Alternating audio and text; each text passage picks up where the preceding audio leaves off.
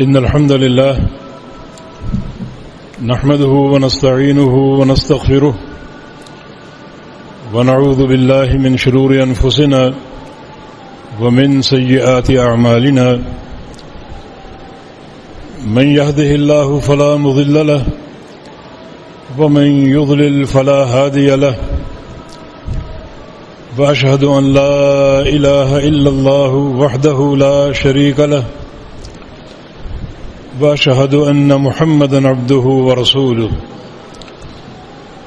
يا أيها الذين آمنوا اتقوا الله حق تقاته ولا تموتن إلا وأنتم مسلمون يا أيها الناس اتقوا ربكم الذي خلقكم من نفس واحدة وخلق منها زوجها وبث منهما رجالا كثيرا ونساء واتقوا الله الذي تساءلون به والأرحام إن الله كان عليكم رقيبا يا أيها الذين آمنوا اتقوا الله وقولوا قولا سديدا يصلح لكم أعمالكم ويغفر لكم ذنوبكم ومن يطع الله ورسوله فقد فاز فوزا عظيما اللهم صل على محمد وعلى آل محمد كما صليت على إبراهيم وعلى آل إبراهيم إنك حميد مجيد اللهم بارك على محمد وعلى آل محمد كما باركت على إبراهيم وعلى آل إبراهيم إنك حميد مجيد سبحانك لا علم لنا إلا ما علمتنا إنك أنت العليم الحكيم رب اشرح لي صدري ويسر لي أمري واحلل عقدة من لساني يفقه قولي لقد قال الله سبحانه وتعالى بعد أعوذ بالله من الشيطان الرجيم من همزه ونفخه ونفسه بسم الله الرحمن الرحيم إن الذين آمنوا وعملوا الصالحات كانت لهم جنات الفردوس نزلا خالدين فيها لا يبغون عنها حولا قل لو كان البحر مدادا لكلمات ربي لنفد البحر قبل أن تنفد كلمات ربي ولو جئنا بمثله مددا قل إنما أنا بشر مثلكم يوحى إلي أنما إلهكم إله واحد فمن كان يرجو لقاء ربه فليعمل عملا صالحا ولا يشرك بعبادة ربه أحدا اللہ رب العزت کا یہ فضل عظیم اور احسان عظیم ہے کہ اس نے ایک بار پھر ہمیں ان مبارک دنوں تک پہنچا دیا اور یہ مبارک ایام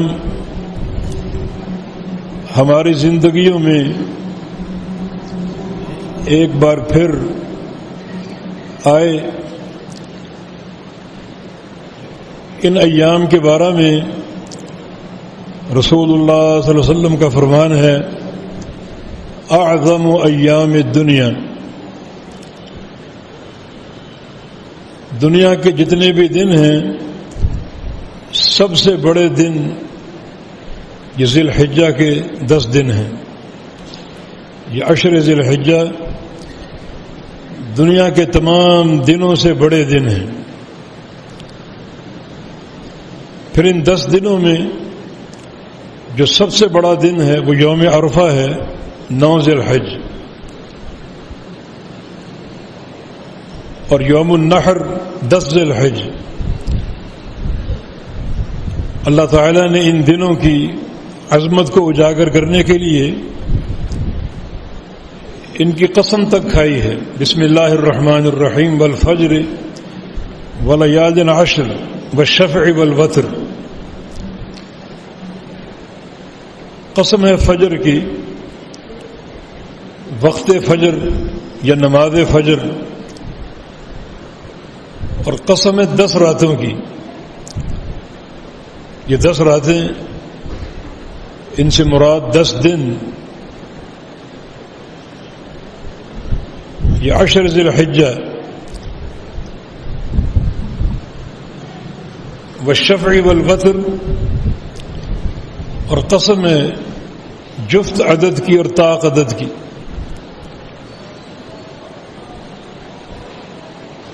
جفت عدد سے مراد 10 ذو الحج یوم النحر، اور طاق عدد سے مراد 9 ذو الحج یوم عرفہ۔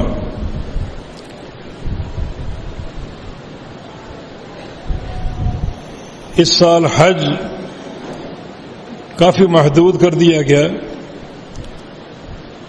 اس وبا کے پیش نظر،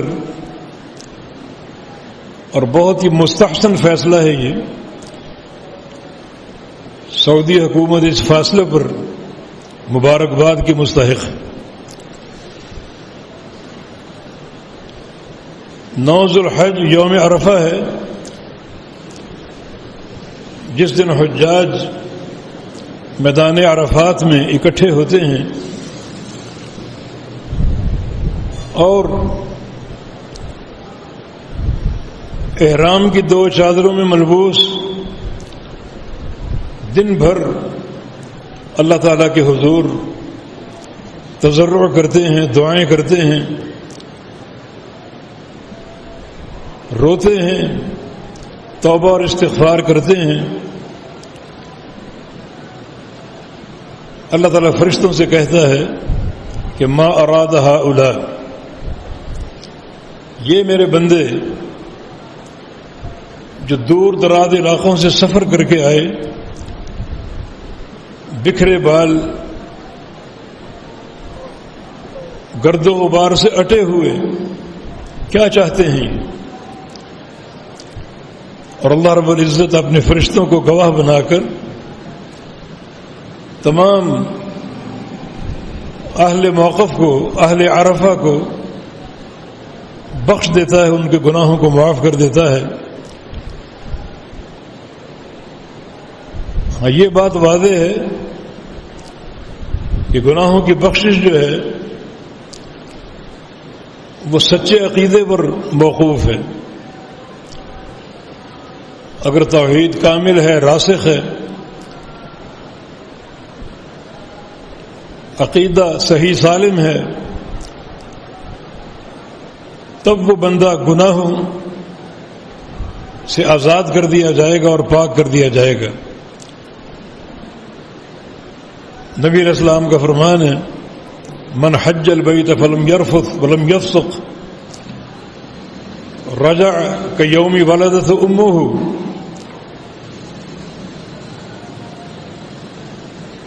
جو حج بیت اللہ کر لے اور اس دوران کسی گناہ کا ارتکاب نہ کرے اور اس کا حج خالص سنت پر قائم ہو، تو وہ حاجی اس بچے کی مانند ہو جاتا ہے جو ابھی ابھی پیدا ہوا ہو، جسے اس کی ماں نے ابھی ابھی جنا ہو۔ یہ 9 ذو الحج ہے جس کی اللہ تعالیٰ نے قسم کھائی، اور 10 ذو الحج جس کو یوم النحر کہا جاتا ہے، یہ قربانی کا عظیم الشان دن ہے، جس دن حجاج کرام اللہ تعالیٰ کی اطاعت کرتے ہوئے بہت سے دینی شعائر اور فرائض انجام دیتے ہیں۔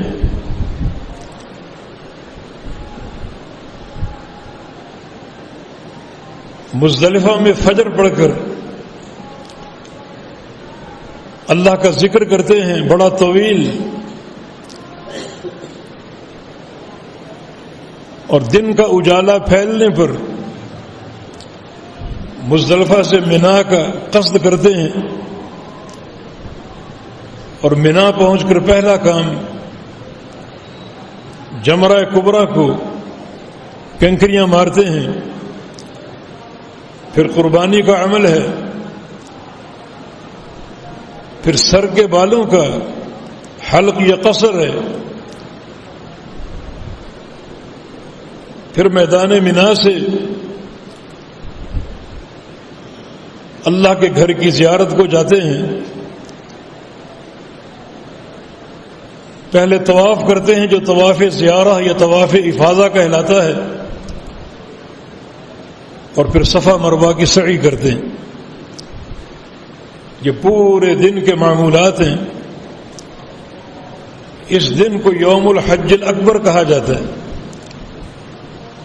ہمارے ہاں معروف یہ ہے کہ اگر یوم عرفہ جمعے کو آ جائے تو وہ حج اکبر بن جاتا ہے، یہ غلط ہے۔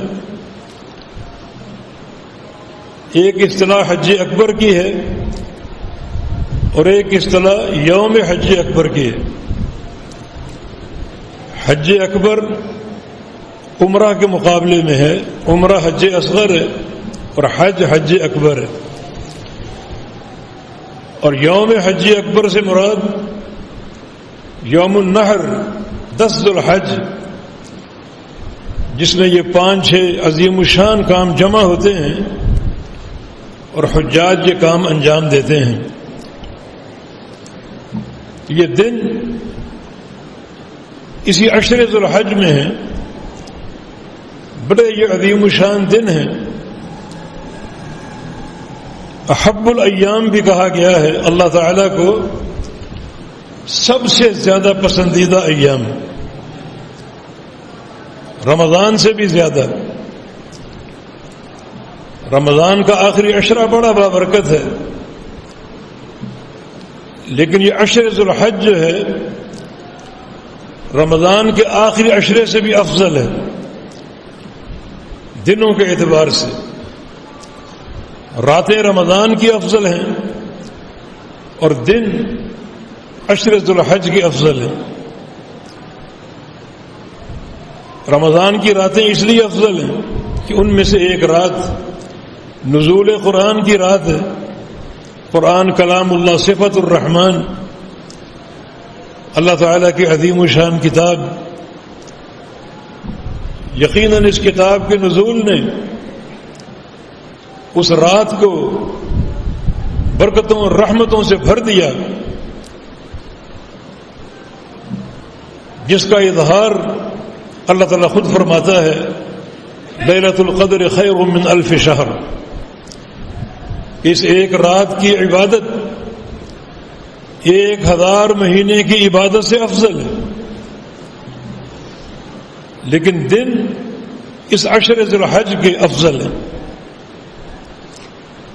کیونکہ یہ دن بہت سے شعائر اور فرائض کی انجام دہی کے دن ہیں۔ 8 ذو الحج یوم الترویہ، 9 ذو الحج یوم عرفہ، 10 ذو الحج یوم النحر، 11 ذو الحج یوم القر، اور باقی 2 دن مزید ایام منا جو شیطان کو کینکریاں مارنے، اللہ کا ذکر بلند کرنے اور قربانی کے دن ہیں۔ تو یہ ایام بڑے افضل ہیں۔ ان ایام میں چن چن کر نیکیاں کیجیے، نیکیاں اختیار کریں، جو نیکی بن سکے کریں۔ 2 طرح کے نصوص وارد ہیں۔ ایک رسول اللہ صلی اللہ علیہ وسلم کی حدیث، ما من یوم العمل الصالح فیہ احب الی اللہ من هذه الايام العشر۔ یہ 10 دن جو ہیں اللہ تعالیٰ کے نزدیک عمل کے اعتبار سے، نیکی کے اعتبار سے سب سے زیادہ محبوب ہیں۔ یہ دن جو اعظم الایام ہیں، جو سب سے بڑے دن ہیں، ان دنوں کی نیکیاں احب الاعمال ہیں، سب سے زیادہ پسندیدہ نیکیاں، جو بھی نیکی آپ کریں. صحابہ نے پوچھا بدل جہاد فی سبیل اللہ، یا رسول اللہ صلی اللہ علیہ وسلم اگر عام دن میں ہم اللہ کی راہ میں جہاد کریں تو اس جہاد سے بھی افضل؟ فرمایا کہ ہاں، اس جہاد سے بھی افضل ہے. الا رجل خرج بنفسه وماله فلم يرجع من ذلك من شيء. ہاں، وہ مجاہد جو اپنے گھر سے نکلے اپنا مال لے کر اور اپنی جان لے کر، اپنی جان و مال لے کر گھر سے نکلے اور پھر دونوں قربان کر دے، جان بھی قربان کر کے شہید ہو گیا اور مال بھی قربان کر دیا، تو اس کی یہ نیکی، یہ عمل ان 10 دنوں کے اعمال سے محبوب ہو سکتا ہے، اور کوئی عمل، کسی بھی دن کا عمل، کوئی بھی عمل ان 10 دن کی نیکیوں سے نہیں بڑھ سکتا.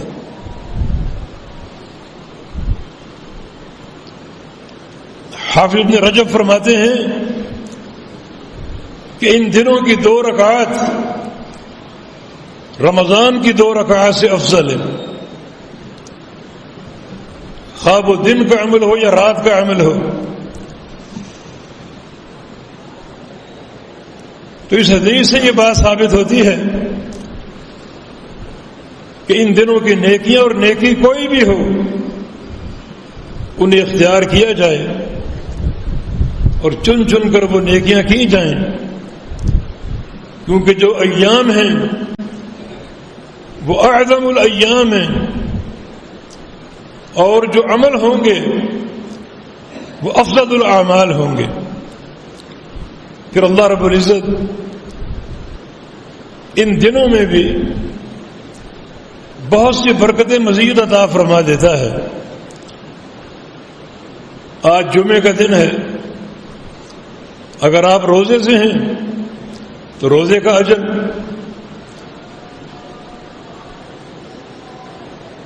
جمعہ پڑھنے کے لیے جو آپ نے کوشش کی، محنت کی، چل کر آئے، اس کا اجر. نبی علیہ السلام کی حدیث اوس ابن اوس کی روایت سے، من غسل واغتسل وبکر وابتکر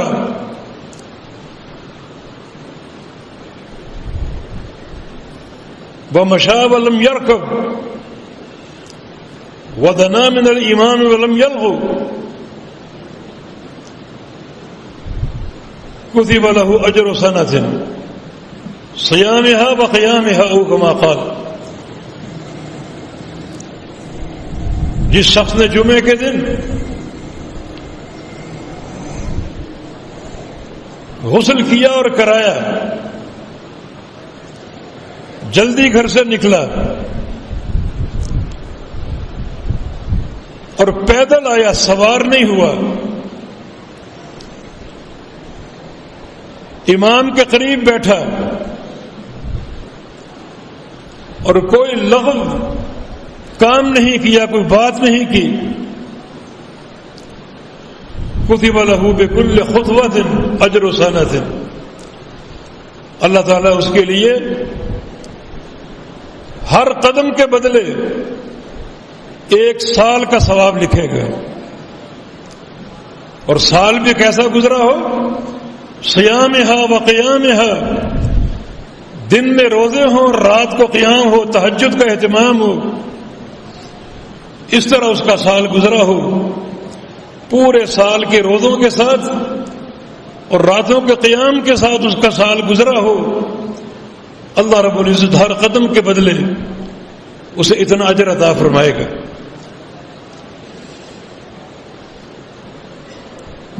یہ بابرکت دن اگر ان اعظم الایام میں آ جائے تو اجر کو شمار کرنے میں آپ کے کمپیوٹر فیل ہو جائیں.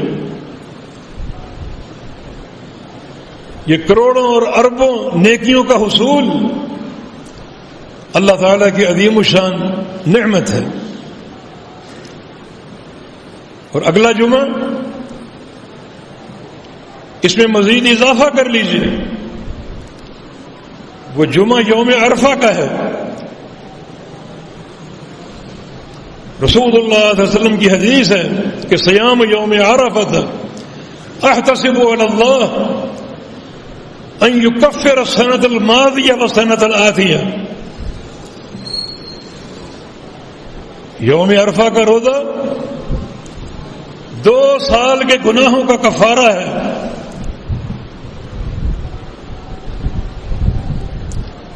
ایک سال گزشتہ اور دوسرا سال آئندہ۔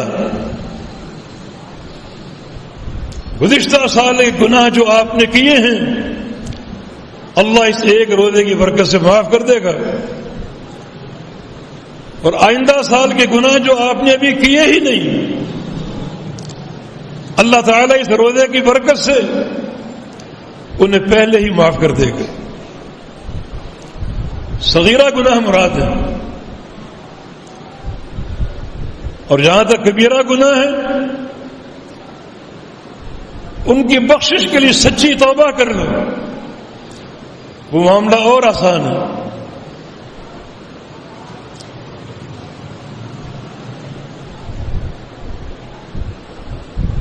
پھر انہی دنوں میں پیر کا دن آتا ہے۔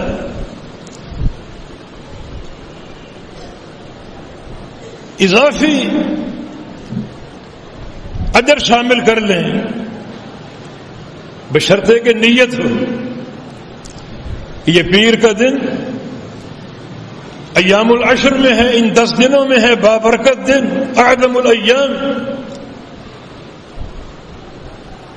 اس مناسبت سے روزہ، تو دوسری نیت پیر کے دن روزہ رکھنا نبی علیہ السلام کی سنت ہے۔ جمعرات کو بھی آپ سے پوچھا گیا یا رسول اللہ صلی اللہ علیہ وسلم آپ پیر کو اور جمعرات کو روزہ کیوں رکھتے ہیں؟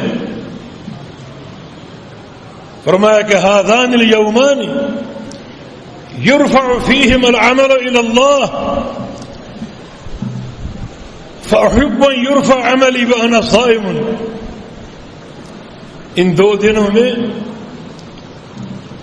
اللہ تعالی کی طرف بندوں کے اعمال کو اٹھایا جاتا ہے، پہنچایا جاتا ہے۔ تو میری یہ خواہش ہے کہ جب میرے اعمال، میری نیکیاں اللہ کے حضور پیش ہو تو ان میں روزہ بھی ہو۔ تو یہ اعمال کی پیشی کے دن ہیں، ان میں روزہ شامل ہو جائے تو یقیناً وہ سارے اعمال عظمت میں، رفعت شان میں بڑھ جائیں گے۔ ساتھ ساتھ وہ حدیث بھی پیش نظر ہو،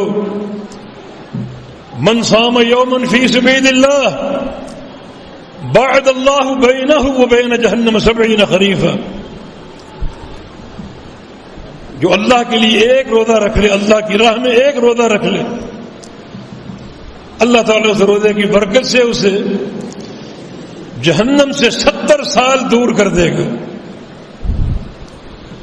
اور لگاتار یہ 9 روزے ہوں تو انسان کہاں سے کہاں پہنچ جائے گا، کتنا فاصلہ بڑھ جائے گا اس کے اور جہنم کے مابین۔ اور یہ فاصلہ یقیناً ہم سب کی ضرورت ہے۔ پیارے پیغمبر محمد الرسول اللہ صلی اللہ علیہ وسلم نماز شروع کرتے تو دعا مانگتے، اللہم باعد بینی وبین خطایایا کما باعدت بین المشرق والمغرب۔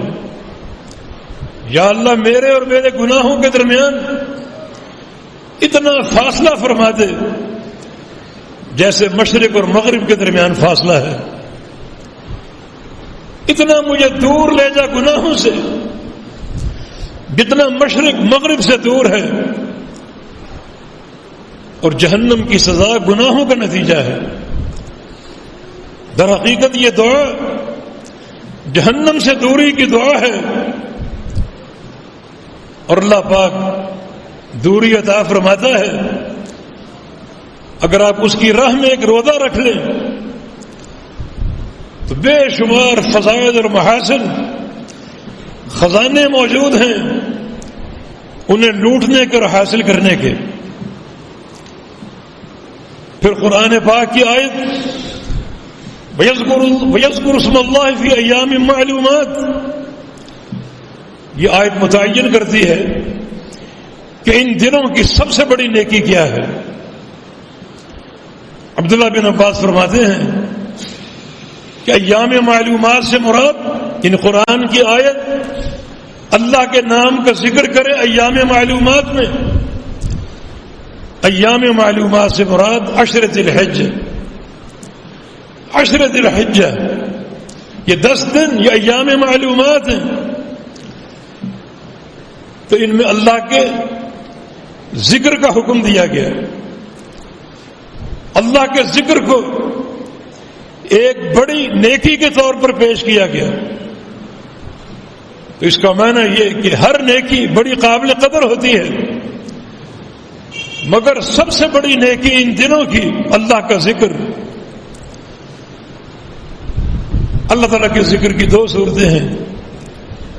ایک تکبیرات، اللہ اکبر اللہ اکبر اللہ اکبر لا الہ الا اللہ واللہ اکبر وللہ الحمد.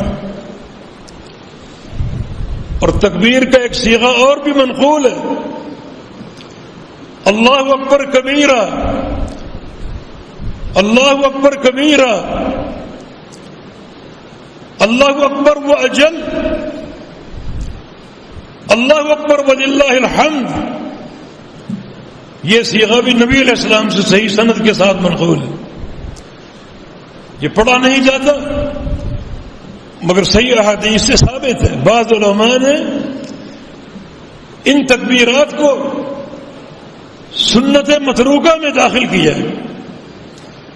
یہ ایسی سنت جو چھوڑ دی گئی، اگر ہم یہ یاد کر لیں تو یہ ایک متروک سنت کو زندہ کرنا ہوگا. اجر حاصل کرنے کا ایک اور پہلو کہ جو سنت متروک ہو چکی، چھوڑ دی گئی، جس سنت کو لوگوں نے بھلا دیا، اس سنت کو زندہ کرنے کا موقع مل گیا. بڑا آسان صیغہ اللہ اکبر کبیرہ اللہ اکبر کبیرہ اللہ اکبر و اجل. اجل جلیل سے اللہ بہت بڑا ہے، اکبر اور اجل. اللہ تعالیٰ اکبر ہے، اللہ تعالیٰ اجل ہے، بہت ہی بڑا ہے. اللہ اکبر وللہ الحمد، اللہ بہت بڑا ہے، سب سے بڑا ہے. اسی کے لیے تمام تعریفیں ہیں. ہر تعریف کا، ہر ثنا کا، ہر حمد کا وہی مستحق ہے. یہ ایک آسان سا صیغہ، آسان سے جملے جو پیارے پیغمبر صحیح سند کے ساتھ منقول ہیں، لیکن زیادہ ان کو پڑھا نہیں جا رہا. یہ سنت متروکہ.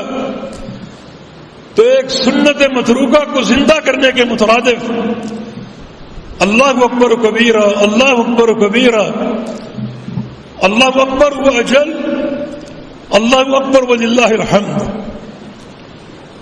تو اللہ کا ذکر ان دنوں کی سب سے بڑی نیکی ہے.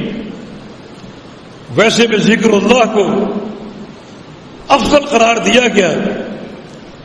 اللہ تعالیٰ کے نزدیک سب سے بڑا عمل، نبی علیہ السلام کی حدیث ہے، سب سے بڑا عمل، حتیٰ کہ سونا اور چاندی کے ڈھیر لگے ہوں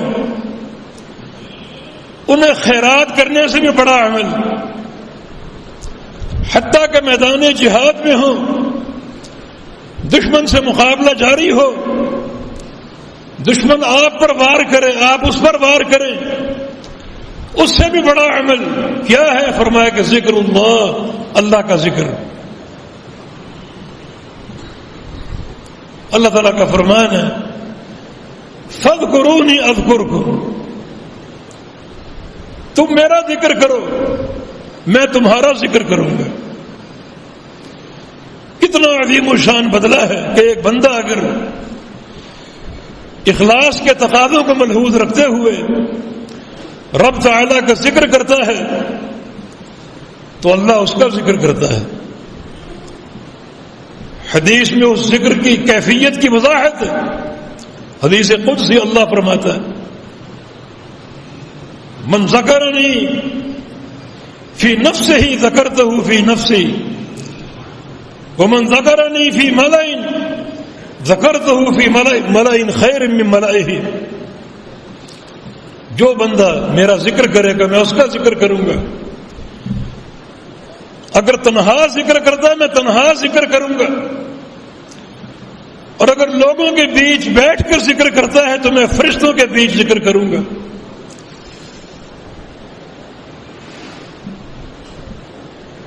یہ عظمتیں اللہ تعالیٰ کے ذکر کو حاصل ہیں. اور ان دنوں کی سب سے عظیم نیکی اللہ کا ذکر, تکبیرات کی کثرت.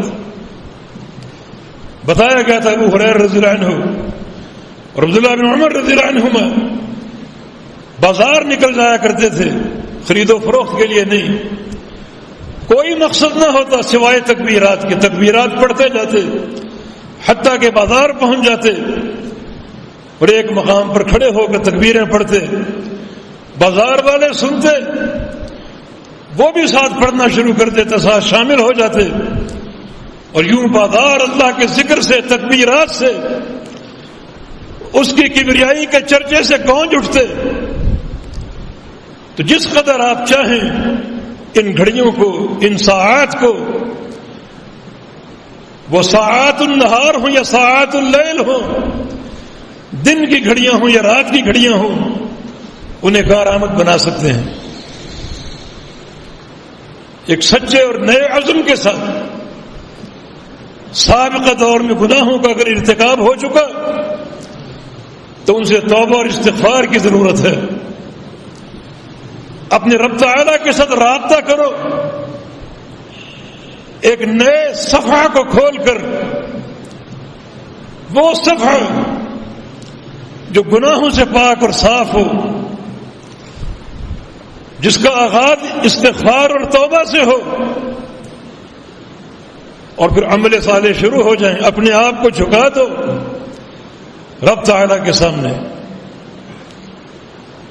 جیسے ابراہیم خلیل اللہ علیہ السلام نے جھکا دیا. اذ قال له ربه اسلم قال اسلمت لرب العالمین. اللہ تعالیٰ نے حکم دیا ابراہیم میرے سامنے جھک جاؤ, میرے فرامین کو قبول کر لو, اطاعت گزار اور وفا شعار بندے بن جاؤ. عرض کیا کہ اسلم تو یا اللہ میں تیرے سامنے جھک گیا, اپنے آپ کو جھکا دیا, تیری وفا اور اطاعت کا عزم کر لیا. اس جذبے کے ساتھ داخل ہو. پھر ابراہیم علیہ السلام ایسے داخل ہوئے کہ آگ میں گرایا گیا تو بخوشی چلے گئے. بیٹے کو ذبح کرنے کا حکم دیا تو بیٹے تک کے گردن میں چھری پھیرنے کو تیار ہو گئے. یہ اطاعت گزاری اور وفا شعاری کی ایک ایسی مثال ہے کہ تاریخ میں آپ تلاش کریں آپ کو نہیں ملے گی. اطاعت کے جذبے کے ساتھ ان دنوں کا آغاز کیجیے. پھر یہ جذبہ دو قسموں کا ہے. ایک اعمال صالحہ کرنے کا, ہر نیکی انجام دو, اللہ کا ذکر ہو, روزے ہوں, نوافل کی ادائیگی ہو, کثرت سے استغفار ہو, والدین کے ساتھ حسن سلوک ہو, صلہ رحمی ہو, پڑوسیوں کے ساتھ اچھا سلوک ہو. الغرض کوئی بھی نیکی, چلتے پھرتے اللہ کا ذکر ہو. یہ بات دھیان میں رکھیں کہ ہر نیکی عظیم الشان ہے. راہ چلتے کسی موذی شے کو ہٹا دیا, وہ عمل بڑا عظیم الشان ہے. صدقہ چاہے تھوڑا ہو زیادہ ہو، وہ صدقہ بڑا عظیم الشان ہے. اس طرح اعمال صالح کے انجام دہی ہو. دوسری صورت گناہوں سے بچاؤ کی صورت ہے. یہ بات ذہن میں رکھیں، جہاں ان عظیم الشان دنوں میں نیکی کرنے کا اجر ہے، وہاں گناہ کرنے کا وبال بھی ہے. وہاں گناہ کرنے کا بڑا ناقابل برداشت خمیازہ بھگتنا ہوگا. اس لیے جہاں یہ دن اعمال صالح کی دعوت دیتے ہیں، وہاں یہ دن گناہوں سے بچاؤ کی دعوت دیتے ہیں. توبہ اور استغفار کے ساتھ ان دنوں میں داخل ہو جاؤ اور اپنے اندر استقامت پیدا کرو. ہر گناہ سے بچنے کی. ہر بندہ اپنے آپ کو جانتا ہے، اپنے ظاہر کو، باطن کو، ظاہری اعمال کو اور اپنی باطنی کیفیات کو جانتا ہے. ہر اس کیفیت سے توبہ کر لے جو رب کائنات کی ناراضگی پر منتج ہوتی، اور ایک سچے عزم کے ساتھ ان دنوں میں داخل ہو، اور ایسا داخل ہو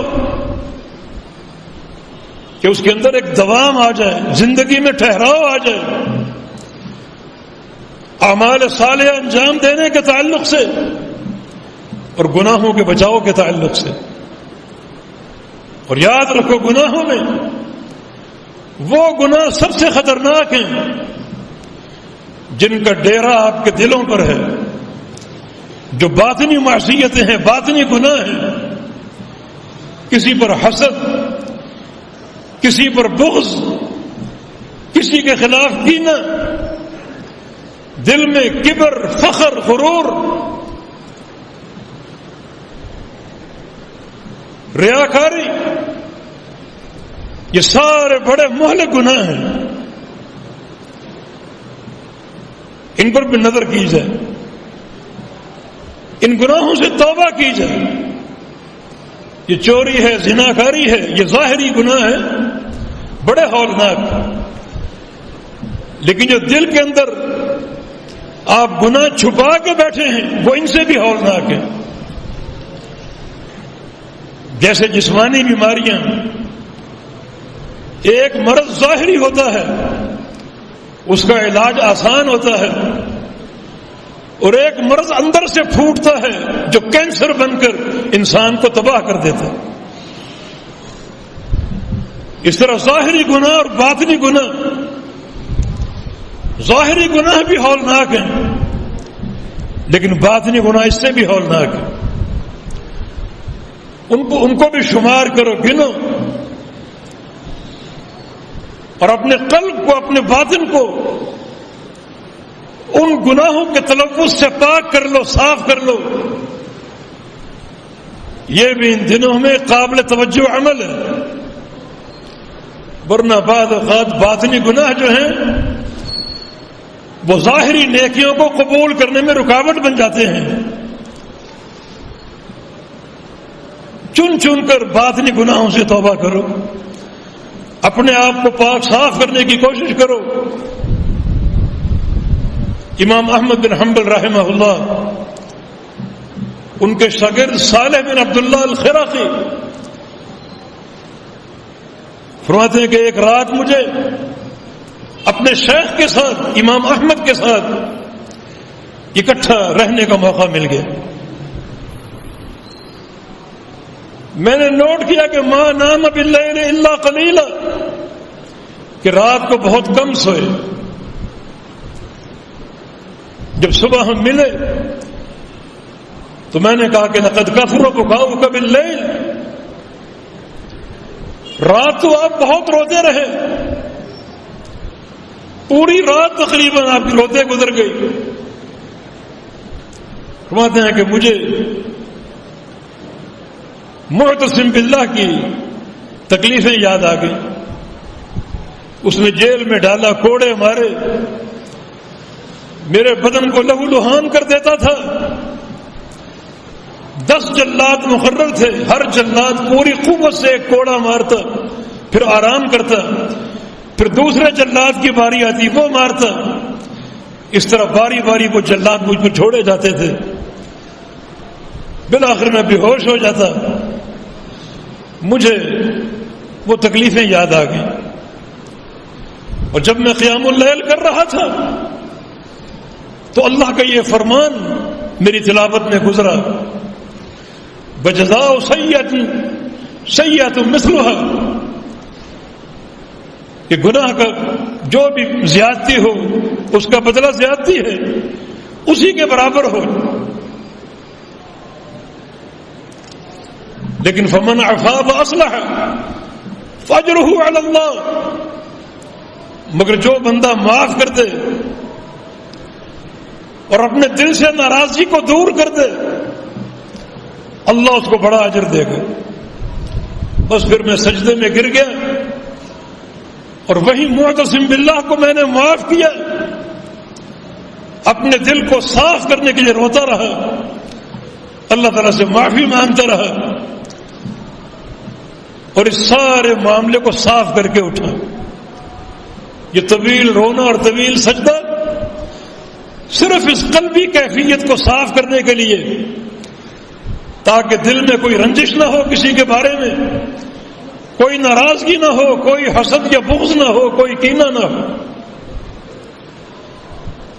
امام ابن قیم فرماتے ہیں کہ میرے شیخ حافظ ابن تیمیہ رحمہ اللہ، ان کے ساتھ میں بیٹھا ہوا تھا. ایک شخص آیا، وہ بھی ان کا شاگرد تھا. آ کر کہا کہ شیخ آپ کے لیے بشارت، خوشخبری، فلاں شخص مر گیا جو آپ کا دشمن تھا، جو آپ کو تکلیفیں دیتا تھا، ایذا پہنچاتا تھا، وہ مر گیا. شیخ نے ڈانٹا کہ ایک مسلمان کی موت کو تم بشارت کہتے ہو، خوشخبری کہتے ہو؟ پھر شیخ اٹھے، مجھے بھی ساتھ لی ابن قیم کو، اور اس کے گھر پہنچ گئے. ان کے بچوں سے تعزیت کی، اور ساتھ یہ کہا کہ آج کے بعد میں تمہارے والد کے مقام پر ہوں. تمہارے والد کا انتقال ہو گیا، اپنے آپ کو تنہا نہ سمجھنا، میں تمہارے والد کے مقام پر ہوں. یہ سلف صالحین اور ان کی قلبی کیفیات کا معاملہ اللہ کے پیارے پیغمبر تشریف فرما تھے صلی اللہ علیہ وسلم. فرمایا کہ عن قریب ایک شخص آئے گا، وہ جنتی ہے. اب صحابہ دیکھ رہے ہیں کون آتا ہے. عبداللہ بن عمرو بن عاص بھی موجود تھے. ایک شخص آیا، بیٹھا، مجلس برخاست ہوئی تو عبداللہ بن عمرو بن عاص نبی علیہ السلام کے صحابی تھے، جنت کے حصول کے مشتاق تھے. ان کے پیچھے چل پڑے، گھر پہنچ گئے اور کہا کہ میرے بھائی اگر اجازت ہو تو میں کچھ دن آپ کے یہاں قیام کر لوں. کہا بڑے شوق سے کر لوں. 3 دن اور 3 راتیں ساتھ گزاری، کھلی آنکھوں سے ان کے ایک ایک عمل کو دیکھا. تیسرے دن وہاں سے رخصت ہونے لگے تو اس شخص نے کہا میرے بھائی کیا بات ہے، آپ نے یہاں 3 دن قیام کیوں کیا؟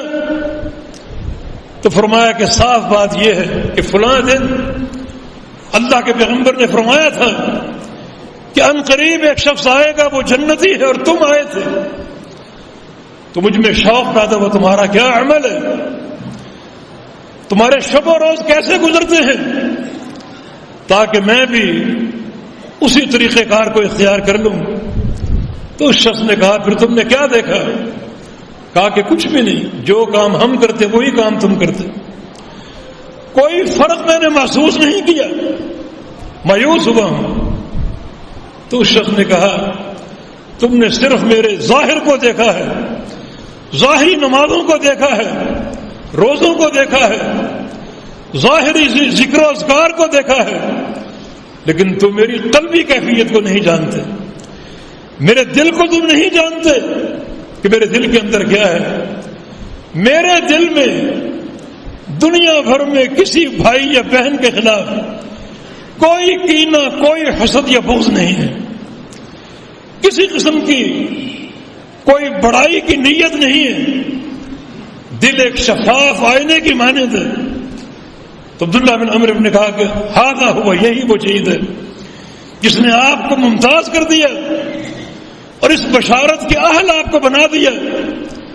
یقیناً یہ وہ نیکی ہے جس پر انسان کو جنت کی بشارت مل سکتی۔ وَأَن تُصْبِحَ وَلَيْسَ فِي قَلْبِكَ غِشٌّ لِأَحَدٍ، نبی علیہ السلام کی حدیث ہے، صبح کو اٹھو، اپنے دل کو ٹٹولو، اگر یہ دل صاف ہو، اس میں کسی بھائی کے خلاف کوئی کینہ نہ ہو، حسد یا بغض نہ ہو، کسی کو نقصان پہنچانے کی نیت نہ ہو، کسی کے ساتھ دھوکے یا فراڈ کی نیت نہ ہو، تو سمجھو کہ یہ جنت کا شارٹ کٹ ہے، جنت کا انتہائی سہل راستہ ہے کہ آپ کے دل میں کسی کے خلاف کوئی کینہ، مکر، سازش، فریب کاری کی نیت، حسد یا بغض بالکل نہیں، پاک صاف ہے۔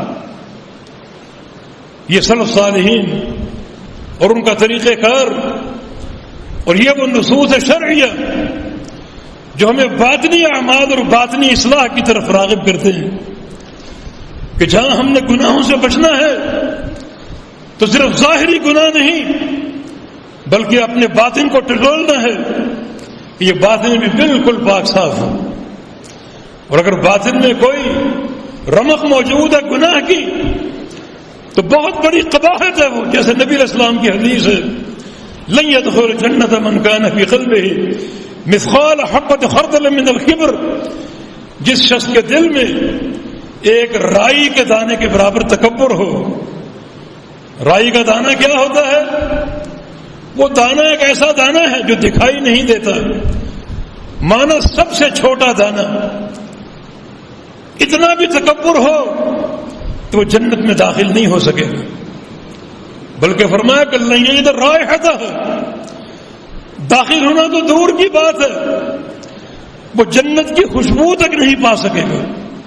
وَإِنَّ رَائِحَتَهَا لَتُوجَدُ مِن مَّسِيرَةِ 70 عَامًا، حالانکہ جنت کی خوشبو 70 سال کی دوری سے محسوس ہوگی، مگر اس شخص کو خوشبو میں محسوس نہیں ہوگی، چاہے وہ جنت کے قریب کھڑا ہو، جس کے دل میں رائی کے دانے کے برابر تکبر ہو۔ یہ تکبر ایک قلبی معاملہ ہے، یہ باطنی مرض ہے، باطنی مرض۔ صحابہ پریشان ہو گئے، یہ کیفیت تو ہر دل میں موجود، المرء يحب ان يكون ثوبه حسنا ونعله حسنة، ہر شخص چاہتا ہے اچھے کپڑے پہنے، اچھے جوتے پہنے، جب لباس اچھا ہوگا، جوتے اچھے ہوں گے تو بڑائی کا احساس تو ہوگا ہی۔ جس شخص کے کپڑے اچھے نہ ہوں، جوتے اچھے نہ ہوں، اس کے مقابلے میں بڑائی کا احساس تو ہوگا۔ فرمایا کہ یہ تکبر نہیں ہے، یہ جمال ہے، خوبصورتی ہے، اللہ کی نعمتوں کی تحدیث ہے، اس کی نعمتوں کا شکر ہے، اس کو استعمال کرنا۔ پھر تکبر دو کیفیتوں کا نام ہے، بطر الحق وغمط الناس، ایک حق ٹھکرا دیا جائے، حق واضح ہے، بات سمجھ چکے ہو لیکن پھر بھی ماننے سے انکار کر دو۔ قرآن آپ کو دکھا دیا، حدیث آپ کو دکھا دی گئی، سمجھ چکے ہیں یہ اللہ کا فرمان، اللہ کے رسول کا فرمان، مگر پھر بھی آپ قبول نہیں کرتے، یہ میری برادری کے خلاف ہے، یہ میرے امام کی تعلیم کے خلاف ہے، میرے پیر و مرشد کے قول کے خلاف ہے۔ یہ کیفیت اگر ایک رائی کے دانے کے برابر بھی ہوگی تو ایسے انسان کے لیے جنت کا داخلہ حرام ہے، جنت کی خوشبو نہیں پا سکے گا۔ دوسرا وغمط الناس، لوگوں کو حقیر جاننا، لوگوں کو دھتکارنا، لوگوں کو دھکے دے کر نکالنا، اپنے آپ کو بڑا سمجھنا، دوسروں کو کمتر سمجھنا، وہ علم کی بنیاد پر ہو، مال کی بنیاد پر ہو، قوم برادری کی بنیاد پر ہو، کوئی بھی بنیاد ہو، لوگوں کی تحقیر۔ فرمایا کہ یہ بھی ایک کبر ہے، اور یہ کیفیت اگر رائی کے دانے کے برابر ہے تو ایسے انسان کو جنت کا داخلہ حاصل نہیں ہوگا۔ یہ دن نظر ثانی کے دن ہیں، غور و فکر کے دن ہیں، تفکر اور تدبر کے دن ہیں۔ ان تمام کیفیات کے ساتھ تفکر کیجیے، غور و فکر کیجیے، توبہ اور استغفار کے ساتھ ان دنوں کا آغاز کیجیے، اور پھر اللہ تعالی سے سچا وعدہ کیجیے نیکیوں پر استقامت کا، اعمال صالحہ پر قائم رہنے کا، اور گناہوں سے بچنے کا۔ اور گناہوں کی تقسیم ذہن میں رکھو، گناہ ظاہری بھی ہوتے ہیں، باطنی بھی ہوتے ہیں، اور باطنی گناہ زیادہ خطرناک ہوتے ہیں۔ سب سے توبۃ النصوح کیجیے، اور ایک صاف ستھرا ورقہ اور صفحہ لے کر اللہ کے حضور آ جائیے، اور استقامت کے ساتھ بقیہ زندگی گزار دیجیے۔ اللہ پاک توفیق دینے والا ہے، واللہ ولی التوفیق۔ اللہ پاک توفیق عطا فرما دے، اللہ گناہوں کو بخش دے، اللہ توبۃ النصوح کی توفیق عطا فرما دے۔ اللہ ہم سب سے راضی ہو جائے، اللہ ہم سب سے راضی ہو جائے۔ یا اللہ اپنی رضا عطا فرما دے، محبتیں عطا فرما دے، رحمتیں عطا فرما دے۔ اقول قولی ھذا واستغفر اللہ لی ولکم، وآخر دعوانا ان الحمد للہ رب العالمین۔